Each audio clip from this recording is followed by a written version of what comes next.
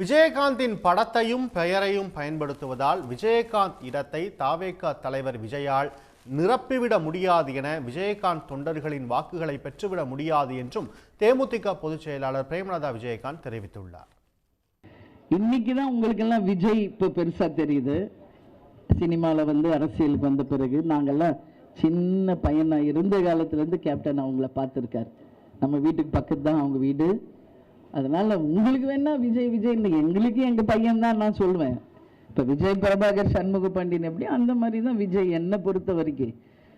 ஏஐயில் கூட அவர் இப்போ கேப்டனை யூஸ் பண்ணலாம், தாராளமாக பண்ணுங்கணும். செந்தூர பாண்டி அப்படின்னு ஒரு படத்தில் கேப்டன் நடித்து கொடுத்தாரு. இன்னைக்கு அவர் நல்லா இருக்கார், வாழ்த்துக்கள்.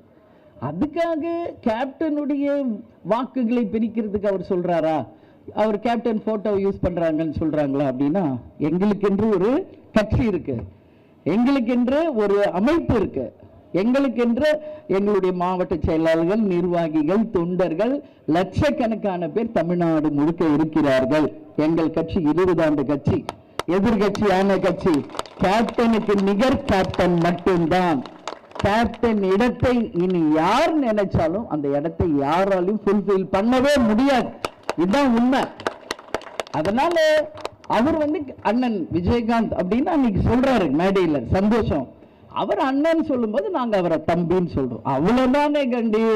அதுக்காக எங்க வாக்குகள் அவர் எடுக்கிறாருன்னா அதெல்லாம் மக்களும் ஏத்துக்க மாட்டாங்க, எங்க கழகத்தில் இருக்கிற யாருமே அதை பொருட்படுத்த மாட்டாங்க. உடனுக்குடன் செய்திகளை தெரிந்து கொள்ள சன் நியூஸ் பெல் ஐகானை கிளிக் பண்ணுங்க.